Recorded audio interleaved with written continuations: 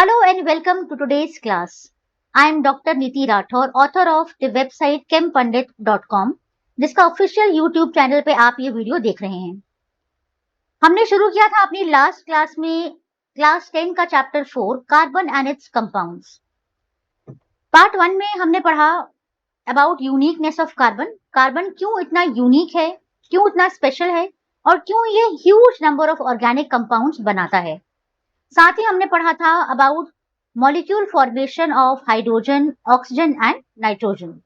आज पार्ट 2 में हम डिस्कस करेंगे अबाउट होमोलोगस सीरीज। हम देखेंगे नॉमेनक्लेचर ऑफ कार्बन कंपाउंड्स।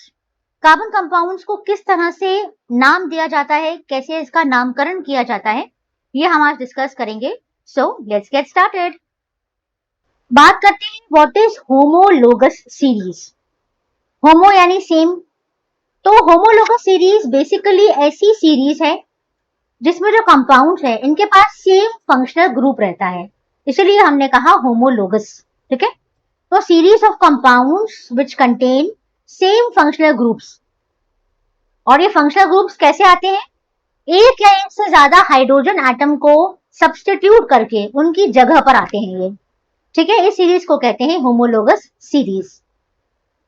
सबसे इंटरेस्टिंग बात यह है कि होमोलोगस सीरीज के जो मेंबर्स होते हैं इनकी केमिकल प्रॉपर्टीज बहुत सिमिलर होती हैं, ऑलमोस्ट सेम होती हैं, जबकि इनकी जो फिजिकल प्रॉपर्टीज हैं वो डिफरेंट हो सकती हैं। क्यों?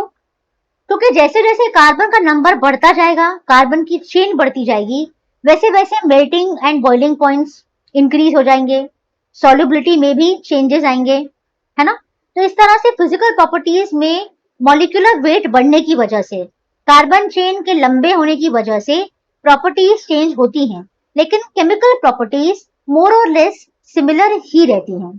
ठीक है, तो अभी अभी जो हमने पढ़ा अल्केन, अल्कीन, अल्काइंस, ये भी होमोलोगस सीरीज है। ठीक है, अल्केन एक होमोलोगस सीरीज हो गई। ठीक है, जिसमें methane, ethane, propane, butane, pentane हमने पढ़ा पहले। ये भी एक होमोलोगस सीरीज हो गई अल्कीन, है ना। इसमें क्या क्या आ जाएगा, हमने पहले भी पढ़ा है, ethene, ethene, propene, butene, pentene, hexene, heptene. उसमें फिर और भी कुछ चेंजेस होते हैं जो आपको बाद में बताए जाएंगे हायर क्लासेस में। तीसरा है अल्काइंस। अल्काइंस में भी वही होगा, इथाइन, प्रोपाइन, ब्यूटाइन, है ना। प्रोपाइन के बाद से या इथाइन के बाद से ही जिस कार्बन एटम पर ट्रिपल बॉन्ड होता है ना, उसका नंबर मेंशन करना पड़ता है। वो खैर बात की बात है, उससे अभी मतलब नहीं है। ठीक है, इसी तरह से एक सीरीज होती है अल्कोहल, क्योंकि हमने फंक्शनल ग्रुप की बात करी ना। होमोलोगस सीरीज में मैंने क्या बताया, एक कार्बन चेन होती है और एक फंक्शनल ग्रुप होता है। ठीक है, तो फंक्शनल ग्रुप डिपेंड करता है, अगर फंक्शनल ग्रुप अल्कोहल है, OH है, इसको अल्कोहलिक ग्रुप कहते हैं या हाइड्रोक्सिल ग्रुप भी कह सकते हैं, अल्कोहलिक ग्रुप, तो ये कहलाते हैं अल्कोहल्स, कंपाउंड्स कहलाते हैं अल्कोहल्स। अगर फंक्शनल ग्रुप COOH है, ऐसे शो करते हैं क्योंकि ये कार्बन चेन से अटैच्ड हैं, तो ये कहलाता है कार्बोक्सिलिक एसिड्स, कार्बोक्सिलिक एसिड्स। ठीक है, अगर फंक्शनल ग्रुप है CHO जो कि अल्डिहाइड ग्रुप है, तो ये कहलाते हैं अल्डिहाइड्स। अगर functional group C double bond O है और ये अल्काइल ग्रुप अटैच है दोनों तरफ, तो ये कहलाते हैं कीटोन्स। सो ऑन, इसी तरह से बहुत सारे दूसरे हो सकते हैं। ठीक है, तो ये सभी होमोलोगस सीरीज हैं। अल्कोहल एक होमोलोगस सीरीज हो जाएगी, कार्बोक्सिलिक एसिड एक होमोलोगस सीरीज है, अल्डिहाइड्स है, कीटोन्स है। ठीक है, कैसे मैं आपको एक एग्जांपल बताती हूँ। हमेशा याद रखिए, एक होती है कार्बन चेन। ठीक है, ठीक है, एक कार्बन चेन होती है जिसको हम अल्काइल ग्रुप भी कह सकते हैं। बेसिकली ये हाइड्रोकार्बन होता है, अल्केन, अल्कीन या अल्काइन, और इसके साथ जुड़ा होता है एक फंक्शनल ग्रुप। ठीक है, तो ऑर्गेनिक कंपाउंड्स में दो पार्ट होते हैं, एक कार्बन चेन और एक फंक्शनल ग्रुप। फंक्शनल ग्रुप क्या है? कार्बन चेन तो हम जानते हैं वो हाइड्रोकार्बन्स होते हैं। फंक्शनल ग्रुप ऑफ एटम्स होते हैं। ठीक है, ग्रुप ऑफ एटम्स होते हैं जो एक कैरेक्टरिस्टिक प्रॉपर्टी इम्पार्ट करते हैं उस कंपाउंड को। ठीक है, फॉर एग्जाम्पल अल्कोहल। अल्कोहल का एग्जाम्पल देख लेते हैं। Suppose this is methane, CH4 हमने पहले भी देखा है, CH4 इज मीथेन। ठीक है, मीथेन की कुछ प्रॉपर्टीज हैं। अगर इसके एक हाइड्रोजन को रिप्लेस कर दिया जाए अल्कोहलिक ग्रुप OH से, तो ये बन जाता है मीथेनॉल। मीथेन था ये, हमने क्या पढ़ा है अभी तक कि मीथेन का ई हटा देते हैं और यहां पर लिख देते हैं इसका सफिक्स ऑल, तो ये हो गया मीथेनॉल।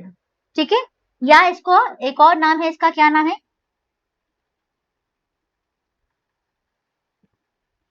तो इसका नाम है मीथेनॉल।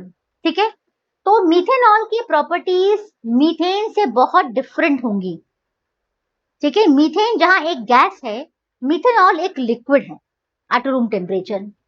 ठीक है, तो इसी तरह से अगर हम अल्कोहल होमोलोगस सीरीज की बात करें तो पहला मेंबर है मीथेनॉल जहां कार्बन 1 है।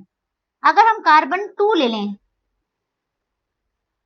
तो ये क्या बन जाएगा, देखिए अगर 2 कार्बन हैं और एक फंक्शनल ग्रुप अटैच्ड है अल्कोहलिक ग्रुप, तो ये बन जाएगा इथेनॉल। प्रीफिक्स हमेशा कार्बन, नंबर ऑफ कार्बन होगा 8 और अल्कोहल इसलिए यहाँ पे ऑल आ जाएगा। तो बेसिकली इथेन, अल्केन का ई जो है वो रिप्लेस करके वहां पे ऑल लिख देंगे हम सफिक्स, तो ये हो जाएगा इथेनॉल। ठीक है, इसी तरह से इस सीरीज का अगला मेंबर होगा 3 कार्बन वाला, यानी कि प्रोपेनॉल। ये देखिए 3 कार्बन है, 3 कार्बन है तो ये क्या हो गया, ये हो गया प्रोप, बेसिकली प्रोपेन। अब ये हो गया प्रोपेनॉल। प्रोपेन का जब एक हाइड्रोजन रिप्लेस हो गया अल्कोहलिक ग्रुप से, तो नाउ इट बिकम्स प्रोपेनॉल। ठीक है, होमोलोगस सीरीज में क्योंकि कार्बन चेन बढ़ती जा रही है, नंबर ऑफ कार्बन एटम्स बढ़ते जा रहे हैं, तो मॉलिक्यूलर मास भी बढ़ रहा है। इस वजह से फिजिकल प्रॉपर्टीज में चेंजेस देखे जाते हैं, लेकिन केमिकल प्रॉपर्टीज इनकी सेम रहती हैं। ठीक है, तो होमोलोगस सीरीज के जो मेंबर्स होते हैं इनकी केमिकल प्रॉपर्टीज हमेशा मोर और लेस सेम रहती हैं, लेकिन फिजिकल प्रॉपर्टीज मॉलिक्यूलर मास के बढ़ने की वजह से चेंज होती जाती है। फॉर एग्जांपल सॉल्युबिलिटी में चेंज आएगा, है ना, एंड सो ऑन। ठीक, let's see the nomenclature of carbon compounds. Carbon compounds का नॉमेनक्लेचर यानी उन्हें किस तरह से नाम दिया जाता है, ये हम पढ़ेंगे।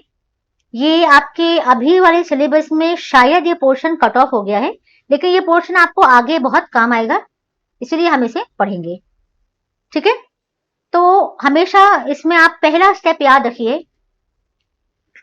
इसमें पहला स्टेप जैसा कि आपको दिख रहा है, स्टेप नंबर 1 इस सबसे पहले हमें आइडेंटिफाई करना है नंबर ऑफ कार्बन कंपाउंड्स। तो किसी भी कार्बन कंपाउंड को अगर हमें नाम देना है तो पहला पॉइंट आता है, पहला स्टेप आता है number of carbon compounds. Carbon compound में जो नंबर ऑफ कार्बन हैं, कितने कार्बन हैं, वो हमें आइडेंटिफाई करना है। मैंने लास्ट क्लास में ही बताया था आप लोगों को, है ना। ये देखिए कार्बन अगर 1 है तो मिथ टर्म यूज होता है, और ये मिथ जो है ये हमेशा प्रीफिक्स होता है, ये हमें याद रखना है। कार्बन नंबर अगर 2 है तो इथ, कार्बन 3 है तो प्रोप, 4 है तो ब्यूट, 5 है तो पेंट, 6 है तो हेक्स, 7 है तो हेप्ट, ऑक्ट है तो 8 है तो ऑक्ट, 9 के लिए नॉन और 10 के लिए डेक। ठीक है, ये प्रीफिक्सेस है जो आप हमें हमेशा जो है बिल्कुल रटे हुए होना चाहिए, बिल्कुल याद होना चाहिए। ठीक है, इसके बाद सेकंड स्टेप जो है वो कहता है कि the functional group present in the compound is indicated either by a prefix और अ सफिक्स। जो फंक्शनल ग्रुप कंपाउंड में प्रेजेंट है, जैसा कि हमने लास्ट क्लास में आपको बताया था कि अगर OH ग्रुप है, अल्कोहलिक ग्रुप है, तो वो अल्कोहल्स होते हैं। अगर कार्बोक्सिलिक एसिड वाला ग्रुप है COOH, तो वो सब कार्बोक्सिलिक एसिड होते हैं, है ना। तो जो भी फंक्शनल ग्रुप होता है उसे जब हम कंपाउंड को नाम देते हैं तो कभी तो उसको प्रीफिक्स के फॉर्म में यूज करते हैं, कभी सफिक्स के फॉर्म में। कैसे, ये आपको अभी बताते हैं।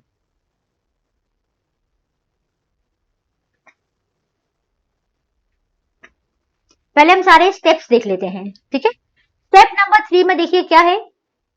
स्टेप नंबर 3 कहता है कि फंक्शनल ग्रुप जो कंपाउंड में प्रेजेंट है उसको अगर हमें सफिक्स की तरह डिनोट करना है तो क्या करेंगे।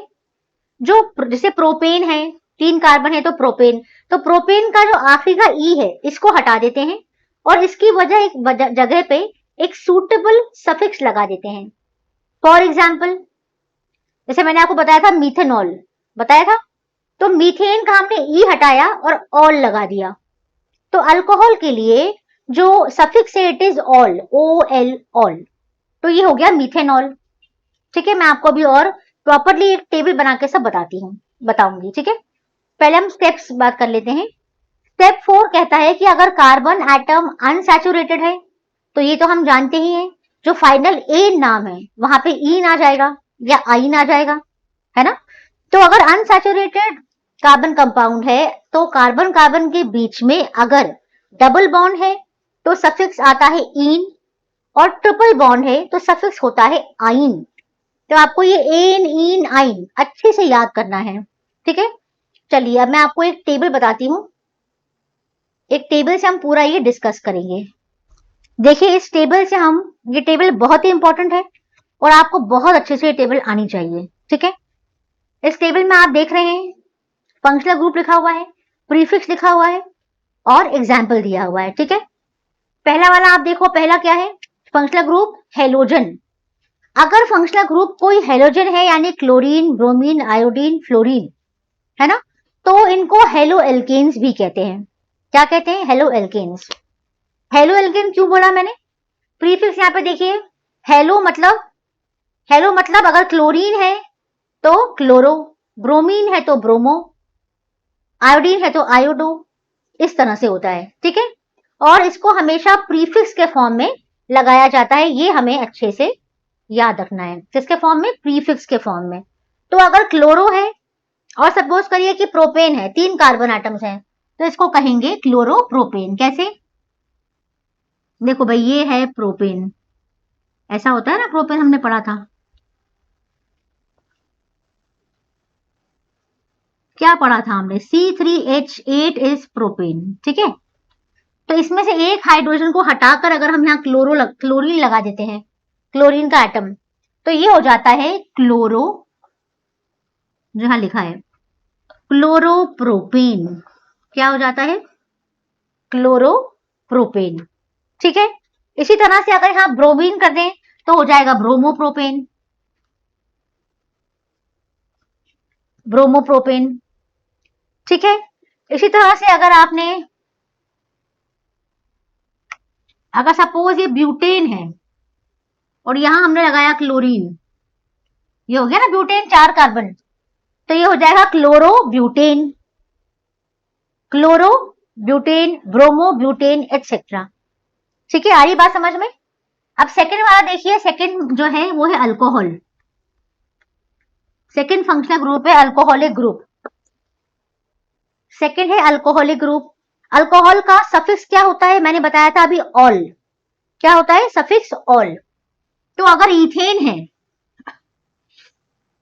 है ना, अगर इथेन है, इथेन कैसा होता है, C2H6 होता है, देखा है हमने पहले भी, C2H6, इसका एक हाइड्रोजन हटा के हमने लगा दिया क्या, OH, तो ये क्या हो जाएगा, इथेन तो है ही। हमने क्या करा, रूल नंबर, स्टेप नंबर 3 याद है आपको, इथेन का जो ये ई है, इस ई को हटाएंगे और इसकी जगह लिखेंगे ऑल, इथेनॉल। आई बात समझ में। बिल्कुल इसी तरह से अगर प्रोपेन है ना, अगर ये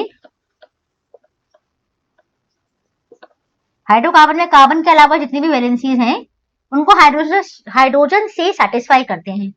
अगर यहाँ पे OH है तो ये पहले बात तो ये प्रोपेन है। अब हम क्या करेंगे, प्रोपेन का जो ई है इसको रिप्लेस कर देंगे विद ऑल, तो ये हो जाएगा प्रोपेनॉल, ठीक है। प्रोपेनॉल, प्रोप मतलब 3 कार्बन है और यानी अल्कोहलिक ग्रुप है, ठीक है। थर्ड फंक्शनल ग्रुप है अल्डिहाइड।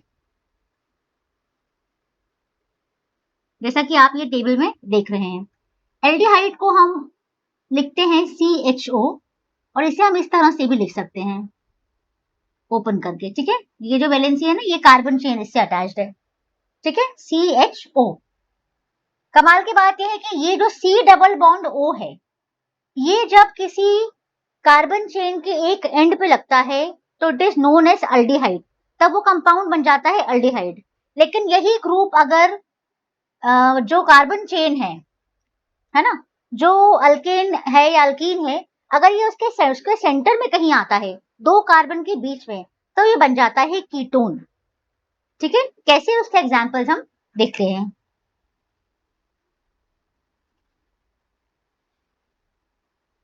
सपोज ये हमारे पास है ईथेन, है ना, सपोज ये ईथेन है। अब हम लोग बेसिकली करते क्या है, ऑर्गेनिक कंपाउंड्स में क्या होता है, ऑर्गेनिक कंपाउंड्स में दो पार्ट है ना, एक तो हमारा ये अल्केन है, एक हाइड्रोकार्बन है, और एक होता है फंक्शनल ग्रुप। तो इसका जो ये वाला हाइड्रोजन है, इसको रिप्लेस कर दे अगर हम CHO ग्रुप से, यानी कि अल्डिहाइड ग्रुप से, तब क्या होगा वो हम देखते हैं। अगर हमने ऐसे रिप्लेस कर दिया इसे, तो क्या होगा। पहली बात तो ये है कि जो कार्बन है इसका, ये मेन चेन में काउंट किया जाएगा, सबसे इंपॉर्टेंट बात। तो 1 2 3, तो ये अब हो गया प्रॉप, ठीक है। अब हम क्या लिखेंगे, प्रीफिक्स लिखेंगे प्रॉप। और क्योंकि ये अल्डिहाइड है, अल्डिहाइड का ये आप देख रहे हैं, अल्डिहाइड का सफिक्स होता है अल, ठीक है। तो ये हो जाएगा प्रोपेन, प्रोपेन लिखते हैं ना हम, ई को रिप्लेस करते हैं, तो ई को हम रिप्लेस कर देंगे बाय अल, तो दिस बिकम्स प्रोपेनल, ठीक है। प्रोपेनाल भी लोग बोलते हैं, but it's better to pronounce it as propanal, right, clear. तो इसी तरह से हम एक और लिख सकते हैं,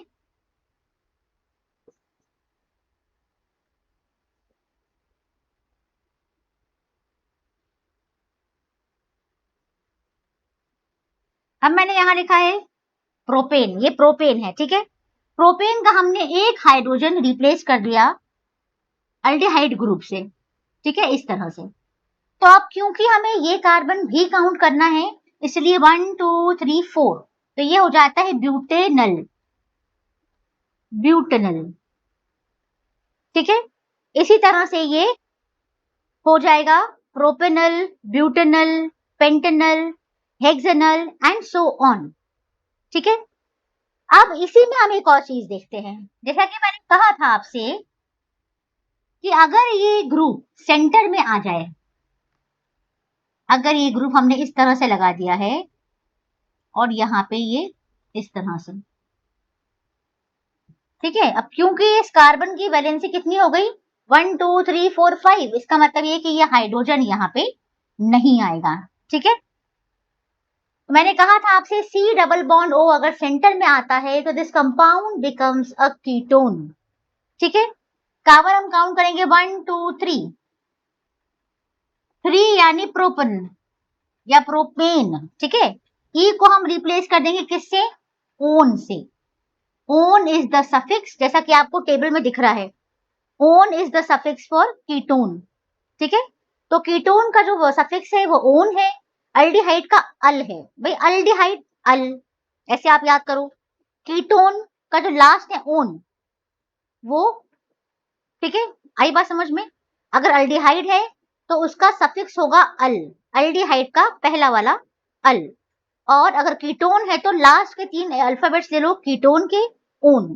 तो now this becomes propanone, clear to everyone. इसी तरह से अगर मैं इस कंपाउंड में भी ऐसा ही कुछ करूं तो क्या होगा, अगर ये जो C डबल बॉन्ड O है ये अगर सेंटर में आ जाता है,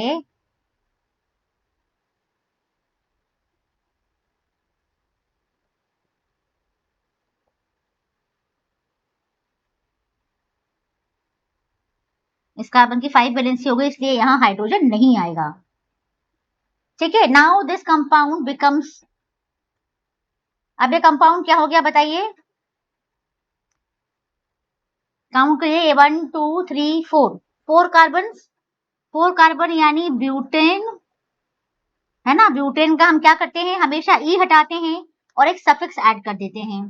तो सफिक्स क्या आएगा यहाँ पे? कीटोन का own. So this becomes butanone.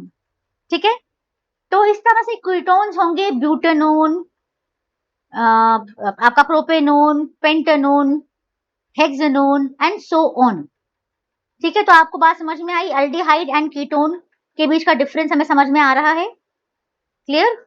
चलिए, इसके बाद नेक्स्ट आपका जो है इस टेबल में नेक्स्ट फंक्शनल ग्रुप है आपका कार्बोक्सिलिक एसिड।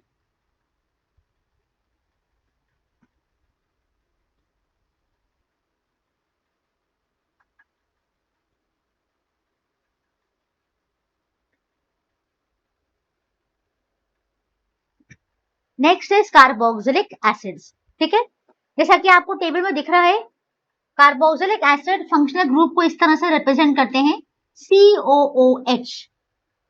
ठीक है, इसका मतलब किसी भी ऑर्गेनिक कंपाउंड में अगर ये फंक्शनल ग्रुप अटैच्ड है तो वो होगा एक कार्बोक्सिलिक एसिड। ठीक है, इनका नॉमेनक्लेचर, इसको हम नेम कैसे करेंगे वो हम देख लेते हैं। सपोज वी हैव, सपोज करिए हमारे पास इथेन है। क्या है? इथेन। ठीक है, जैसा कि हमने पहले भी देखा है कि किसी भी हाइड्रोकार्बन के एक हाइड्रोजन को रिप्लेस कर देते हैं अगर फंक्शनल ग्रुप से, तो वो एक अलग ही ऑर्गेनिक कंपाउंड बन जाता है ना, जिसकी कुछ कैरेक्टरिस्टिक प्रॉपर्टीज होती हैं। ठीक है, और इसी के सीरीज के जो मेंबर्स होते हैं इसको क्या कहते हैं? Homologous series. ठीक, तो अगर मैं इसको रिप्लेस कर दूं कार्बोक्सिलिक एसिड फंक्शनल ग्रुप से, तो अब हम इसको क्या नाम देंगे बताइए? क्योंकि इसका carbon, always remember aldehyde, ketone and carboxylic, ये जो तीनों आपको दिख रहे हैं यहाँ पे, है, ये जो तीनों हैं aldehyde, ketone and carboxylic acid, इन तीनों का ही कार्बन हमेशा काउंट किया जाता है मेन कार्बन चेन के साथ। ठीक है, तो अगर आप काउंट करेंगे तो 1 2 3, 3 यानी यहाँ पर आ गया प्रोप, बेसिकली ये प्रोपेन था हमारा। ई को हम हटा देंगे और हम क्या लिख देंगे? टेबल में क्या दिख रहा है आपको?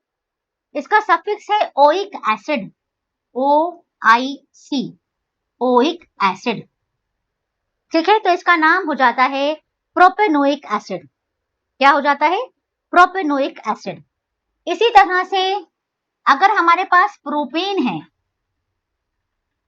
तो आप देख रहे हैं क्योंकि हम कार्बन को काउंट कर लेते हैं of aldehyde, ketone and carboxylic acid functional group, इसीलिए आप ध्यान रखिए अगर प्रोपेन है तो बन जाएगा ब्यूटेनल, ब्यूटेनोन, ब्यूटेनोइक एसिड। आई बात समझ में?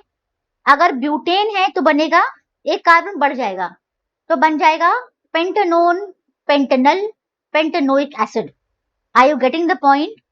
एक कार्बन ऐड हो गया ना फंक्शनल ग्रुप का, तो अगर प्रोपेन होता उसका प्रोपेनोइक एसिड नहीं बनेगा, उसका ब्यूटेनोइक एसिड बनेगा। इथेन का प्रोपेनोइक एसिड बनेगा, मीथेन का इथेनोइक एसिड बनेगा। ठीक है, कैसे वो मैं बताती हूँ आपको। सपोज कि हमारे पास प्रोपेन है,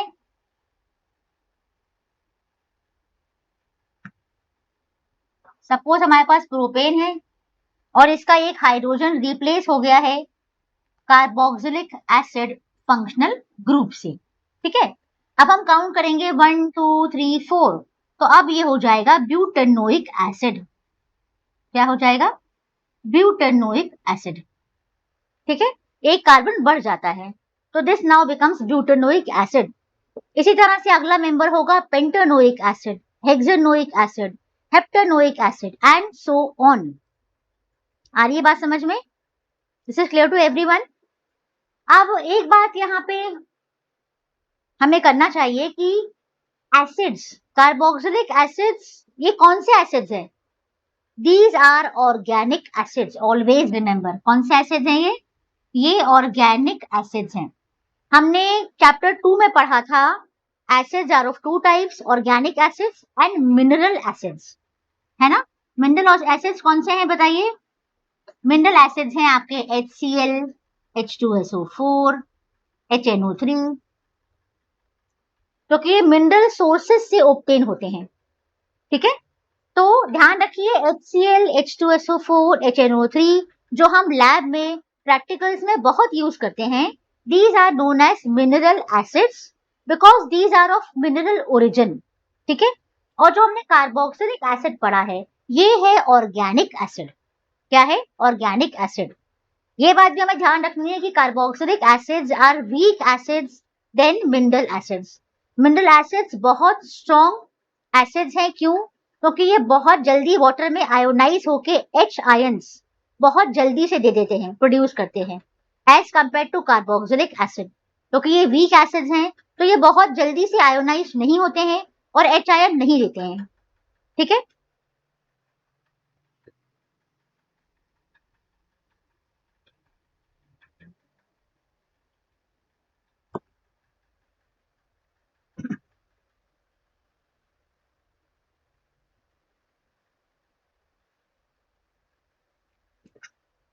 एक और बात, क्या यहाँ पर हमने प्रोपेनोइक एसिड देखा, हमने ब्यूटेनोइक एसिड देखा, क्या इथेनोइक एसिड पॉसिबल है? क्या मीथेनोइक एसिड पॉसिबल है?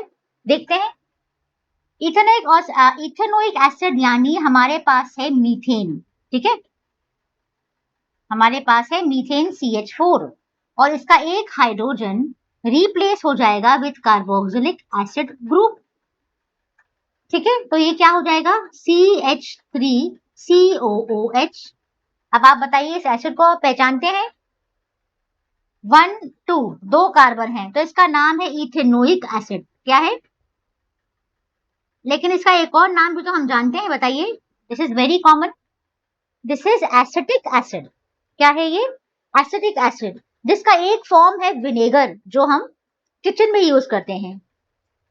एसिटिक एसिड का बहुत ही dilute form, only 5% solution is known as vinegar, और विनेगर को हम किचन में कुकिंग में यूज करते हैं।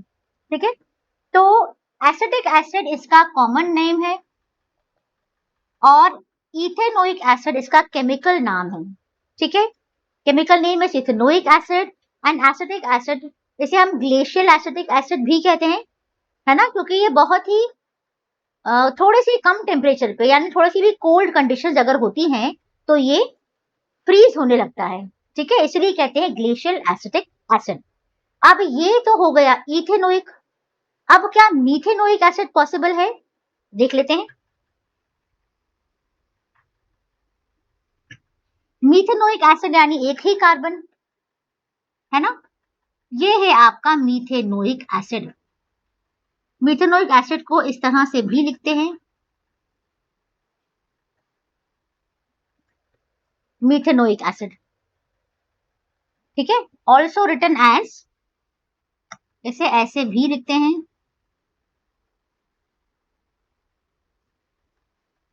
कार्बन की सारी वैलेंसी सेटिस्फाइड है। This is known as formic acid. इसका common name is formic acid. बहुत फेमस एसिड है ये, बहुत सारे इंडस्ट्रियल प्रोसेसेस में, मैन्युफैक्चरिंग में इसको यूज किया जाता है। ठीक है, तो इसका केमिकल नाम हो जाएगा मीथेनोइक एसिड, क्योंकि इसमें एक ही कार्बन एटम है। Is that clear to everyone? If you have any doubt, post your doubt in the comment box. So this is formic acid, methanoic acid. So methanoic acid, ethanoic acid, propanoic acid, butanoic acid and so on. ये हो जाएगी carboxylic acids की homologous series. Clear? इसके बाद next है alkyne. Alkyne जो हमने पहले ही पढ़ा हुआ है, सफिक्स आएगा इन, है ना, और नाम कैसे होगा हमने पहले भी पढ़ा है, ethene, propene, butene, pentene, hexene, heptene. बताया था ये मैंने पहले, है ना, कैसे बताया था? कार्बन कार्बन ट्रिपल बॉन्ड है तो आइन, सफिक्स और डबल बॉन्ड है तो ये पहले बताया था C1 C2 तो 1 नहीं आएगा यहाँ पे, C2 C3 C4 C5 C6 C7 C8 C9 C10, है ना।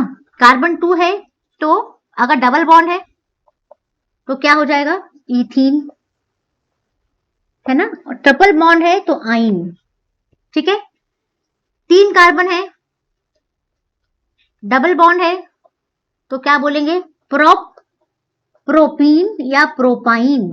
ये हमने पहले पढ़ा है, 3 कार्बन यानी प्रोप, और डबल बॉन्ड है तो इन, ट्रिपल बॉन्ड है तो आइन, पढ़ा था पहले भी। इसी तरह से कार्बन अगर डबल 4 है, ये है डबल बॉन्ड, तो 4 कार्बन यानी ब्यूट, प्रीफिक्स आएगा ब्यूट, और सफिक्स क्या आएगा, डबल बॉन्ड है तो इन, ट्रिपल बॉन्ड है तो आइन, यही पढ़ा था हमने, है ना। कार्बन 5 है तो ये डबल बॉन्ड कहीं भी हो सकता है, यहां भी हो सकता है, यहां भी हो सकता है, ठीक है। 2 डबल बॉन्ड भी हो सकते हैं, ऐसे ऑल्टरनेट भी हो सकते हैं, डिपेंड करता है कंपाउंड टू कंपाउंड। अगर ये कंपाउंड है तो इसका नाम हम क्या लिखेंगे, बताइए बताइए बताइए। 5 कार्बन, प्रीफिक्स आया पेंट, है ना, और डबल बॉन्ड है तो इन, और सिंगल बॉन्ड है तो आइन, ठीक है। कार्बन अगर 6 है, फिर मैंने कहा डबल बॉन्ड कहीं भी आ सकता है, ठीक है।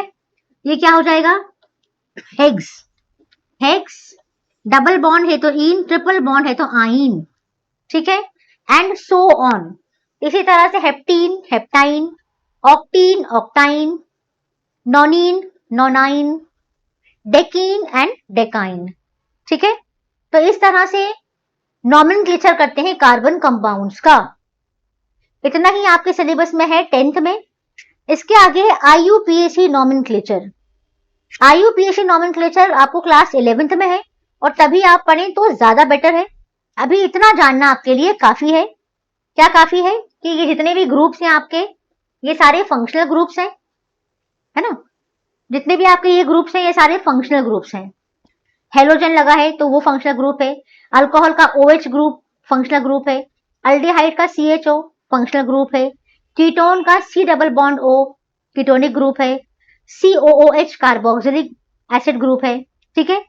प्रीफिक्स आपको बता ही दिए हैं, है ना। अल्कोहल है तो सॉरी सफिक्स, अल्कोहल है तो सफिक्स ऑल, है ना। अल्डिहाइड है तो सफिक्स अल, AL अल, और कीटोन है तो ओन, एसिड है तो ओइक एसिड, अल्कीन है तो इन, और अल्काइन है तो आइन, ठीक है। I hope this is clear to everyone. चलिए let's see the chemical properties of carbon compounds. Carbon के कंपाउंड्स की जो जनरल कार्बन के कंपाउंड्स हैं, जिनमें हाइड्रोकार्बन्स भी आते हैं, इनकी जनरल केमिकल प्रॉपर्टीज क्या क्या हो सकती हैं, वो हम डिस्कस करेंगे। सबसे इंपॉर्टेंट और पहली प्रॉपर्टी है कंबशन। ये तो हम जानते ही हैं, और अगर आप नहीं जानते हैं तो मैं आपको बता देती हूँ। जो फ्यूल्स हैं, मैंने आपको पहले ही बताया है कि फ्यूल्स में जो मेन कंपोनेंट जो बर्न करता है और जो उसकी कैलोरीफिक वैल्यू के लिए रिस्पॉन्सिबल है, वो है कार्बन, ठीक है। किसी भी फ्यूल में जितना ज्यादा कार्बन होगा, उतनी ही ज्यादा हीट एंड लाइट प्रोड्यूस करेगा वो, उतनी ही ज्यादा उसकी कैलोरीफिक वैल्यू होगी, और उतना ही अच्छा वो फ्यूल कहलाएगा, ठीक है। यानी किसी भी फ्यूल में कार्बन का कंटेंट बहुत ज्यादा होना चाहिए, मैक्सिमम होना चाहिए, ठीक। क्योंकि कार्बन की ये प्रॉपर्टी है कि कार्बन ऑक्सीजन के प्रेजेंस में अगर बर्न किया जाए तो प्रोड्यूस करता है कार्बन डाइऑक्साइड, और huge amount of heat and light liberate करता है। यही रीजन है कि फ्यूल्स में अगर कार्बन ज्यादा है तो ज्यादा हीट एंड लाइट प्रोड्यूस करेगा, और वो एक बहुत ही अच्छा फ्यूल कहलाएगा, ठीक है। तो जो कार्बन कंपाउंड थे कंबशन की, सो कार्बन कंपाउंड से कंबशन को हम एज एन इक्वेशन इस तरह से लिख सकते हैं। बहुत ही फेमस और कॉमन इक्वेशन है ये, carbon plus oxygen gives carbon dioxide plus heat and light, ठीक है। इसी तरह से मीथेन को हम जानते हैं, methane is a hydrocarbon. Methane को अगर आप बर्न करते हैं in the presence of oxygen, तो ये बनाता है कार्बन डाइऑक्साइड, वाटर, और हीट एंड लाइट लिबरेट होता है, ठीक है। इसी तरह से अगर हम इथेनॉल का एग्जांपल लें, ये क्या है, ये इथेनॉल है, देखो CH3 CH2 OH, कितने कार्बन है, 2, यानी इथ, और अल्कोहल है तो ऑल इथेनॉल, है ना, plus carbon dioxide plus water plus heat and light. ठीक है, तो इस तरह से कार्बन कंपाउंड्स कंबशन में जाते हैं और मेनली कार्बन डाइऑक्साइड प्रोड्यूस करते हैं और heat and light energy produce करते हैं।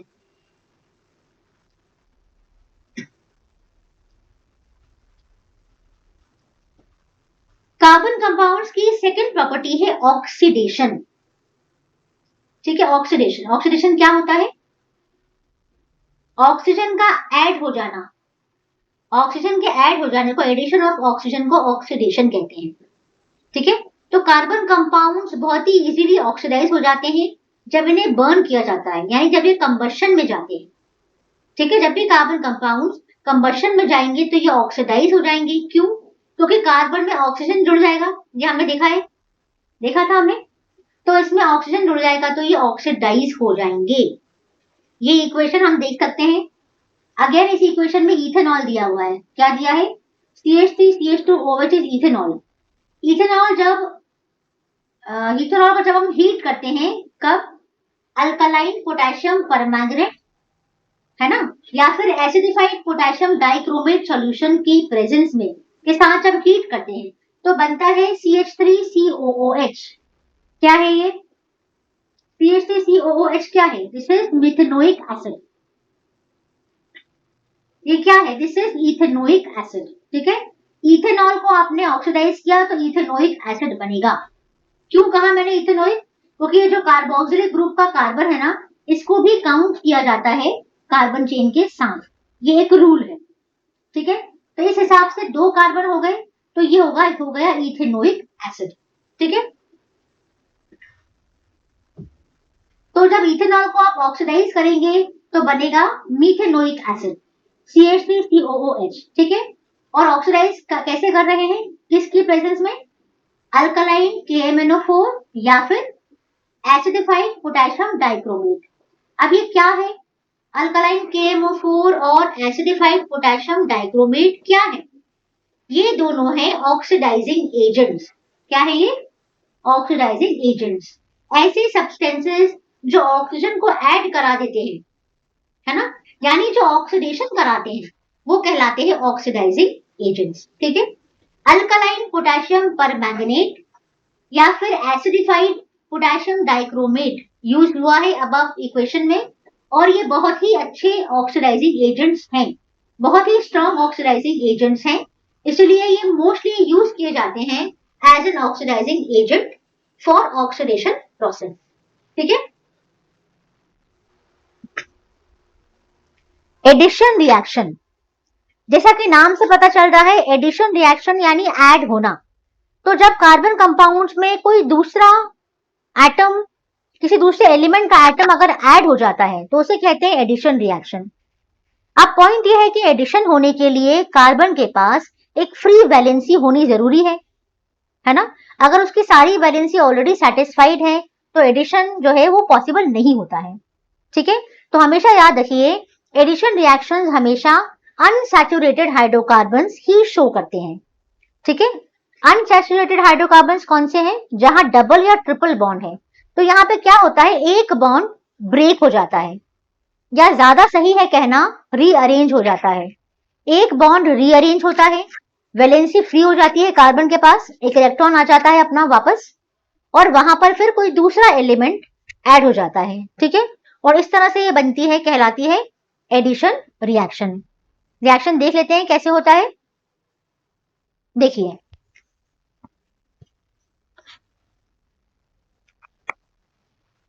अल्कीन है, हमने RR क्यों लिखा है? क्योंकि इसके साथ और भी कई सारे अल्काइल ग्रुप्स हो सकता है अटैच हो। ठीक है,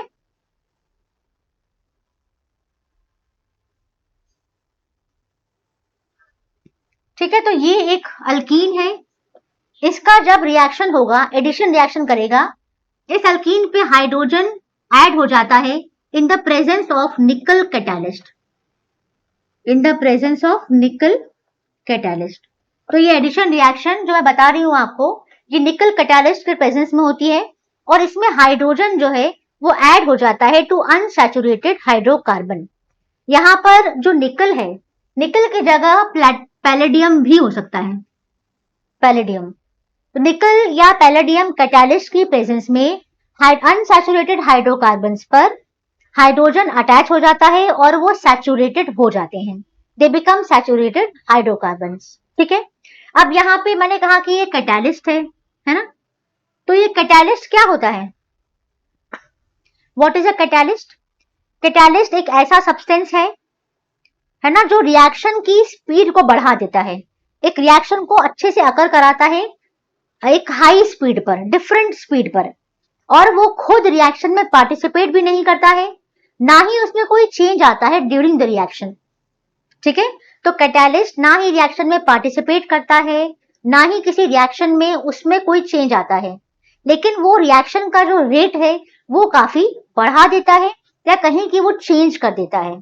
ठीक है, तो ये जो मैं रिएक्शन बना रही हूँ आप बता रही हूँ आपको, ये रिएक्शन बहुत ही कॉमन रिएक्शन है जो यूज की जाती है for hydrogenation of vegetable oil. Vegetable oil का हाइड्रोजनेशन करते हैं। ठीक है, उस प्रोसेस में ये वही प्रोसेस है जो बता रही हूं मैं आपको। रिएक्शन देख लेते हैं कैसे होता है। मैंने कहा था एक बॉन्ड रीअरेंज हो जाएगा, जब रीअरेंज हो जाएगा तो इसके पास फ्री वैलेंसी आ जाएगी, तो हम इसको इस तरह से लिख सकते हैं। कैसे? इस तरह से दो हाइड्रोजन ऐड हो जाएंगे और हम इस तरह से इसको लिख सकते हैं। ये दो हाइड्रोजन ऐड हो गए हैं यहाँ पर। ठीक है, और इसको ऐड करने के लिए ये इलेक्ट्रॉन, ये जो बॉन्ड है ये रीअरेंज हुआ, दोनों कार्बन पे एक एक इलेक्ट्रॉन आ गया और फिर उसने हाइड्रोजन के एक इलेक्ट्रॉन के साथ बॉन्ड बना लिया, कोवेलेंट बॉन्ड। ठीक है, जो कोवेलेंट बॉन्ड हमने पढ़ा था ना, हाइड्रोजन मॉलिक्यूल, ऑक्सीजन मॉलिक्यूल, वो सिर्फ सिमिलर एटम्स में ही नहीं बनता है, वो अलग अलग एलिमेंट के एटम्स के बीच में भी बनता है। फॉर एग्जाम्पल HCl, क्लोरीन के पास 7 इलेक्ट्रॉन्स रहते हैं आउटर मोस्ट शेल में और इसके पास एक रहता है, तो अगर ये दोनों शेयर कर लें तो दोनों का काम बन जाता है और इस तरह से कोवेलेंट कंपाउंड बनता है HCl। बिल्कुल वही यहाँ पर भी है, कार्बन के पास सिंगल इलेक्ट्रॉन है, इसके पास भी एक इलेक्ट्रॉन है, इन दोनों को मिलाकर इन्होंने कोवेलेंट बॉन्ड बना लिया एक। ठीक है, इस तरह से हो गई addition reaction. I hope this is clear to everyone. Next है सब्स्टिट्यूशन रिएक्शन। सब्स्टिट्यूशन रिएक्शन, जैसा कि आप देख सकते हैं, सब्स्टिट्यूशन रिएक्शन में क्या होता है, जैसा कि हमें नाम से पता चल रहा है कि यहाँ पे सब्स्टिट्यूशन हो रहा है। ठीक है, सब्स्टिट्यूशन का मतलब जब कोई एक फंक्शनल ग्रुप या एटम रिप्लेस हो जाए किसी दूसरे फंक्शनल ग्रुप या एटम से, तो कहते हैं सब्स्टिट्यूशन रिएक्शन। ठीक है, a reaction in which one functional group or an atom is replaced by some other functional group or atom, then it is known as substitution reaction. Normally जो saturated hydrocarbons हैं, alkanes, वो काफी unreactive होते हैं, inert होते हैं in nature, in presence of many reagents, लेकिन sunlight की प्रेजेंस में ये क्लोरीन को ऐड कर लेते हैं। सनलाइट की प्रेजेंस में क्लोरीन के साथ ये बहुत रैपिडली रिएक्ट करते हैं। ठीक है, क्योंकि क्लोरीन के पास एबिलिटी होती है कि वो हाइड्रोजन एटम्स को 1 बाय 1 रिप्लेस करता जाता है, तो इसे कहते हैं सब्स्टिट्यूशन रिएक्शन, क्योंकि एक एटम या ग्रुप ऑफ एटम रिप्लेस हो रहा है किसी दूसरे एटम से। ठीक है, तो यहाँ पे जो नंबर ऑफ प्रोडक्ट्स यहाँ पर बनते हैं वो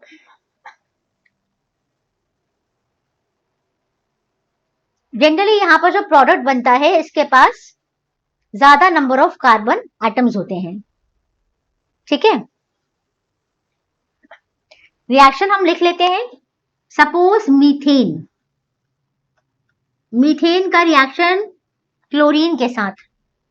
ठीक है, in the presence of sunlight हमने पढ़ ही लिया है। क्लोरीन इसके एक हाइड्रोजन को रिप्लेस करके बनाएगा CH3Cl। ठीक है, और क्या बन जाएगा, प्लस HCl।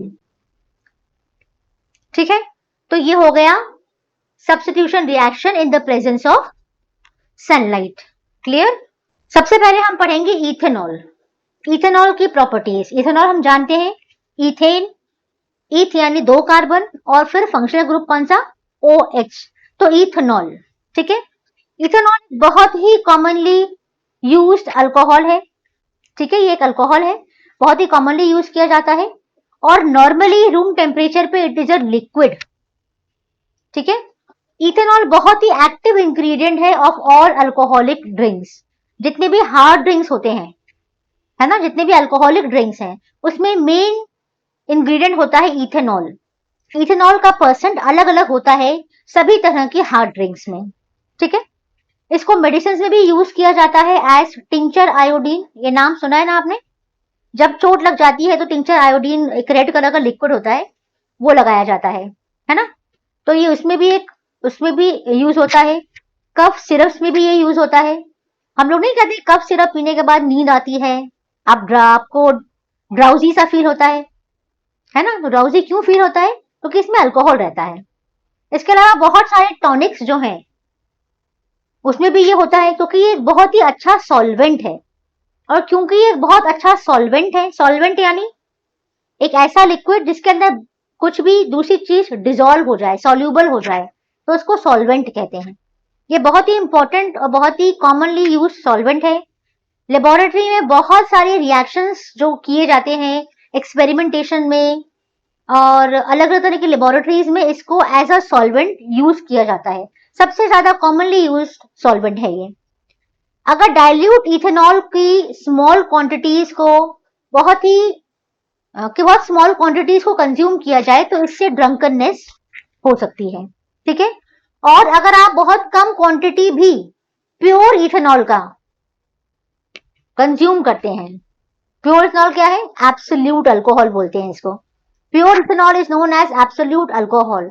प्योर इथेनॉल बहुत ही लीथल है, बहुत ही डेंजरस है, क्योंकि ये तुरंत डेथ कॉज करता है। इवन अगर आप स्मॉल क्वांटिटी में भी प्योर अल्कोहल ले लेते हैं तो ये जानलेवा साबित होता है। हम अक्सर पेपर में पढ़ते हैं, इस तरह की न्यूज हम पढ़ते हैं, कच्ची शराब पीने से इतने इतने लोगों की डेथ हो गई, है ना। तो वो कच्ची शराब बेसिकली वो जो रहता है इनिशियल स्टेज का वो रहता है जब अल्कोहल या ये कहें जब हार्ड ड्रिंक्स बनाई जाती हैं, है ना, तो उसके बहुत इनिशियल स्टेज का वो रहता है जिसमें प्योर अल्कोहल होता है और वो मोस्टली इथेनॉल होता है। ठीक है, और वो प्योर होता है, तो प्योर पीने की वजह से इट कॉजेज डेथ। तो हमेशा ये जो मैंने बताया हार्ड ड्रिंक्स में इथेनॉल होता है, इसकी परसेंटेज बहुत कम होती है, 10%, 20%, 25%, है ना। मैक्सिमम 35 to 40% होता है, जो कि if I am not wrong whisky में होता है ना। तो इसीलिए हमेशा इसका डाइल्यूट फॉर्म यूज किया जाता है। डाइल्यूट फॉर्म से ही ड्रंकननेस जो है वो फील होने लगता है। Pure alcohol is very very dangerous, it is lethal, that means it can cause death.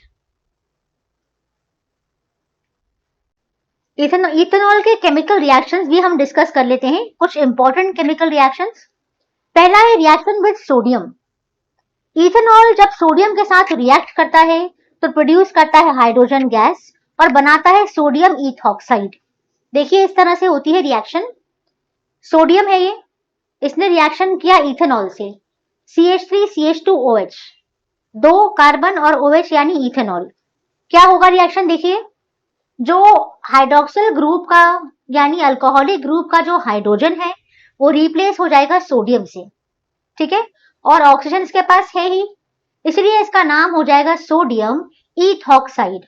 Sodium पहले लिखते हैं हमेशा, इथॉक्साइड क्योंकि इथेन है, 2 कार्बन है और ऑक्सीजन है, इसलिए oxide. Sodium ethoxide plus hydrogen gas को ये लिबरेट कर देता है। ठीक है, सेकेंड रिएक्शन है reaction to give unsaturated hydrocarbon. जब इथेनॉल का डिहाइड्रेशन होता है 443 केल्विन पर एक्सेस कॉन्सेंट्रेटेड सल्फ्यूरिक एसिड की प्रेजेंस में, तो बनता है अनसैचुरेटेड हाइड्रोकार्बन इथीन। ठीक है, डिहाइड्रेशन मतलब वाटर मॉलिक्यूल का निकल जाना। किसी भी कंपाउंड में से अगर वाटर मॉलिक्यूल निकल जाता है तो हम कहते हैं कि इसका डिहाइड्रेशन हो गया है।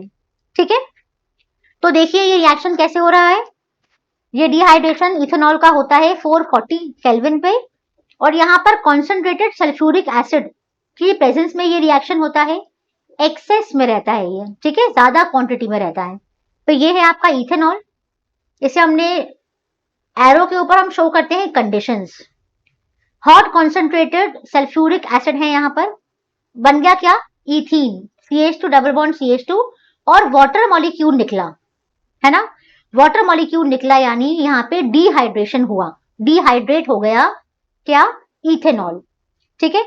और यहाँ पे कॉन्सेंट्रेटेड सल्फ्यूरिक एसिड जो है ये कहलाएगा डिहाइड्रेटिंग एजेंट।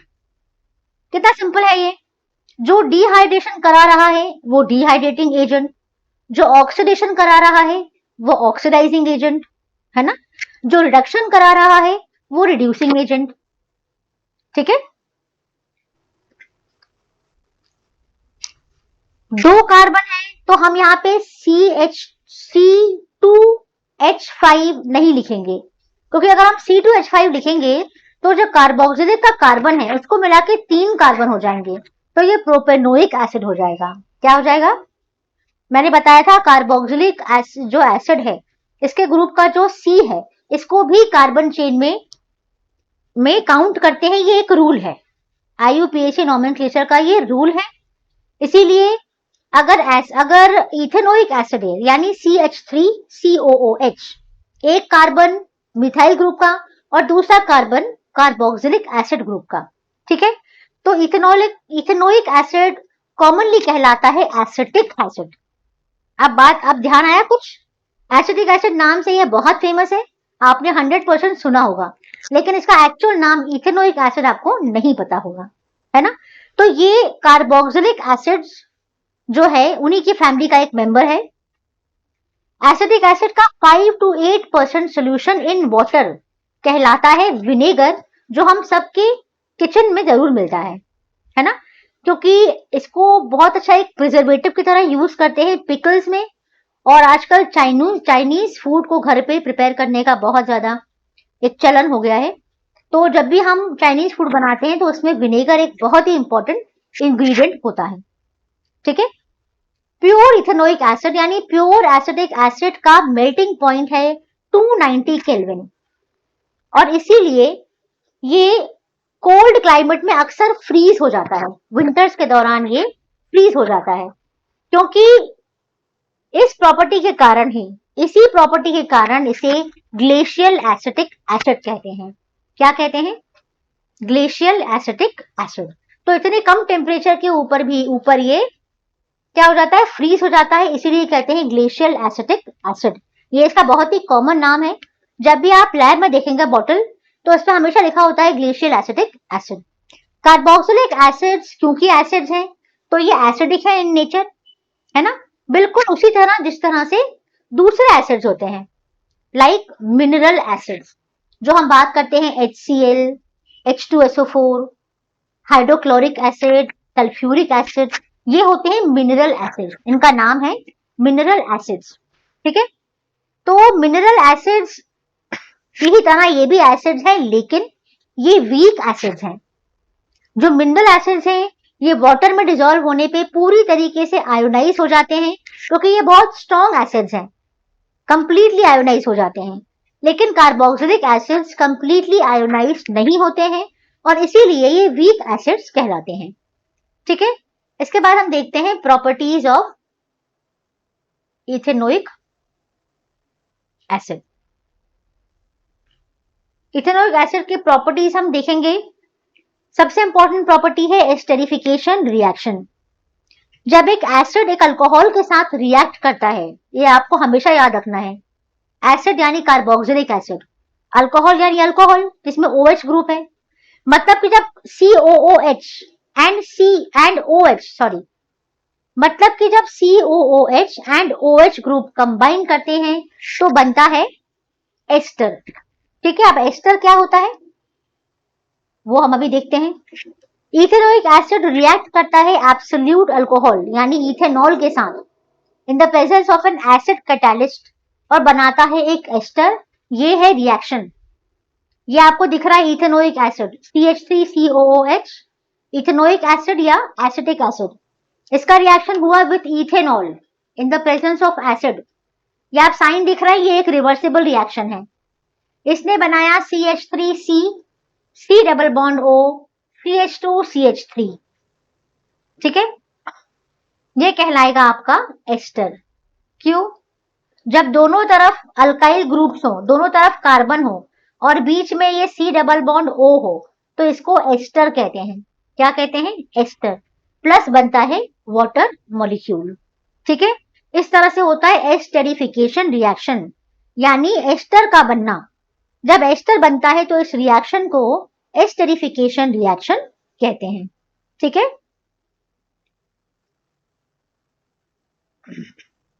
अब एस्टर्स होते क्या हैं? Esters are sweet smelling substances, मीठी सी खुशबू होती है इन सब्सटेंसेस की, और ये परफ्यूम बनाने में यूज होते हैं और फ्लेवरिंग एजेंट्स की तरह भी यूज होते हैं। जब इनको सोडियम हाइड्रोक्साइड के साथ ट्रीट करते हैं तो एस्टर कन्वर्ट हो जाता है वापस अल्कोहल में, और कार्बोक्सिलिक एसिड का सोडियम सॉल्ट भी यहां पर बनता है। इसे कहते हैं सैपोनिफिकेशन रिएक्शन। क्या कहते हैं? Saponification reaction. और यही रिएक्शन है जिससे सोप का मैन्युफैक्चर किया जाता है। सोप्स क्या है? सोप्स हमेशा आप याद रखिए, सोप्स आर सोडियम और potassium salts of long chain carboxylic acids. Long chain carboxylic acids के सोडियम या पोटेशियम सॉल्ट्स को सोप्स कहते हैं। ठीक है, रिएक्शन को हम देख लेते हैं। ये देखिए, ये है एस्टर CH3, अभी हमने लिखा था ना, ये CH3 C double bond O C2H5 in the presence of alkali. Alkali की प्रेजेंस में ये बनाएगा अल्कोहल C2H5OH और बनाएगा CH3COONA, सोडियम एसिटेट भी कहते हैं इसको, है ना, ये सोडियम सॉल्ट है। ठीक है, तो ये एक तरह का सोप है। क्या है? एक तरह का सोप।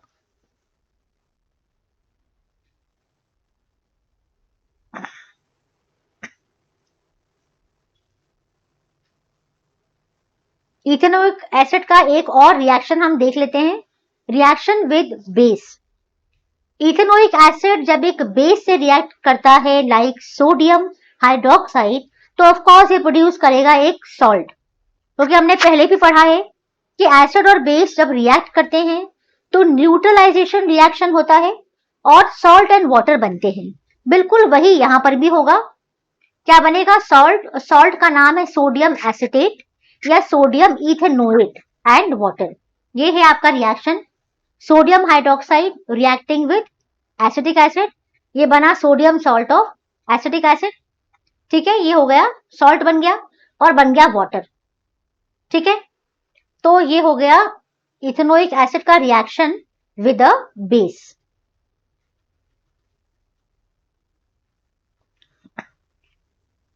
अब देखते हैं कि सोप्स क्या होते हैं, थोड़ा सोप को भी डिस्कस कर लेते हैं। सोप तो हम जानते ही क्या होते हैं, बताइए भाई। सोप्स जो होते हैं वो क्लीनिंग के लिए यूज करते हैं ना घरों में, वॉशिंग के लिए। तो ज्यादातर जो डर्ट होती है, ज्यादातर डर्ट जो होती है जो हमारे क्लोथ्स के ऊपर लग जाता है, ज्यादातर डर्ट ऑयली होती है इन नेचर, और ये ऑयल जो है वो वाटर में डिसॉल्व नहीं होता है। इसीलिए सोप्स यूज किए जाते हैं जो कि सोडियम या पोटेशियम सॉल्ट्स हैं of long chain carboxylic acids. Soap में जो आयोनिक एंड होता है वो होता है हाइड्रोफिलिक। हाइड्रोफिलिक होता है यानी वो वाटर के साथ रिएक्ट करता है, और जो कार्बन चेन होती है वो होती है हाइड्रोफोबिक, यानी वो वाटर को रिपेल करती है। जब वो वाटर को रिपेल करती है तो वो ऑयल के साथ रिएक्ट करती है। ठीक है, तो ध्यान रखिए कि सोप में दो तरह की पार्ट होते हैं, एक होता है आयोनिक पार्ट और दूसरा वाला पार्ट होता है ना, जो आयोनिक वाला एंड है वो हाइड्रोफिलिक है, वाटर के साथ रिएक्ट करता है, और जो हाइड्रोफोबिक पार्ट है कार्बन चेन, वो ऑयल के साथ रिएक्ट करता है। ठीक है, इससे एक स्ट्रक्चर बनता है, एक स्ट्रक्चर का फॉर्मेशन होता है जिसे मिसलेज कहते हैं। क्या कहते हैं? माइसलेज या मिसलेज। ठीक है, ये जो माइसले है इसका एक एंड जो है वो ऑयल ड्रॉपलेट की तरफ रहता है और आयोनिक एंड जो है वो बाहर की तरफ रहता है। इससे वाटर में एक इमल्शन बन जाता है। मिसले का जो एक एंड है वो ऑयल ड्रॉपलेट की तरफ होता है और जो आयोनिक एंड है वो बाहर की तरफ होता है। इससे एक इमल्शन बनता है। क्या बनता है? इमल्शन। तो सोप मिसले जो है वो दस हेल्प करता है डर्ट को पुल आउट करने में वाटर से। है ना, और इस तरह से हमारे क्लोथ्स वॉश हो जाते हैं। सोप मिसले जो है, माइसले, इस तरह से ये डर्ट को पुल कर देते हैं, पुल आउट कर लेते हैं, और जो क्लोथ्स हैं वो वॉश होकर क्लीन हो जाते हैं। तो इस तरह से ये है सोप का क्लेंजिंग एक्शन, किस तरह से सोप क्लीनिंग करता है, वॉशिंग करता है, ठीक है, बाय द फॉर्मेशन ऑफ मिसले, माइसले भी बोलते हैं इसको। ये तो बात हुई सोप की। अब सोप क्या है वो तो हम जान गए हैं, तो फिर डिटर्जेंट्स क्या हैं? सोप और डिटर्जेंट आपने घर में देखा होगा कैसे होते हैं। डिटर्जेंट्स होते हैं chemically sodium salts of sulphonic acid या अमोनियम सॉल्ट्स, जिनमें लॉन्ग हाइड्रोकार्बन चेन होती है। तो केमिकली ये काफी डिफरेंट है सोप से, ठीक है। और ये जो कंपाउंड है इनका जो चार्ज्ड एंड होता है, ये इनसॉल्युबल प्रेसिपिटेट नहीं बनाता with calcium and magnesium ions जो हार्ड वाटर में रहते हैं, और इसीलिए ये हार्ड वाटर में भी काफी इफेक्टिव होते हैं, ठीक है। इन कंपाउंड्स के जो चार्ज्ड एंड्स हैं ये वाटर में, हार्ड वाटर में present calcium and magnesium ion के साथ इनसॉल्युबल प्रेसिपिटेट या स्कम नहीं बनाते हैं, यानी ये लादर फॉर्मेशन होने देते हैं, और इसी वजह से ये हार्ड वाटर में भी इफेक्टिव होते हैं, और इसीलिए ये बहुत बेटर होते हैं than soaps. Detergents usually use किए जाते हैं for making shampoos and products for cleaning clothes. Cleaning and washing products बनाने के लिए डिटर्जेंट्स को यूज किया जाता है। इन्हें कुछ शैम्पूज बनाने में भी यूज किया जाता है। So with this we finish the chapter carbon and its compounds. ये चैप्टर हमने 2 पार्ट्स में डिस्कस किया है। I hope everything is clear to everyone. Still, if you have any doubt, do post your doubts in the comment box and I will get back to you. Also, if you like the video content and explanation of the channel, of the video lessons, do like and subscribe the channel and also share it with your friends. So see you all in the next class. Until then, take care. Goodbye.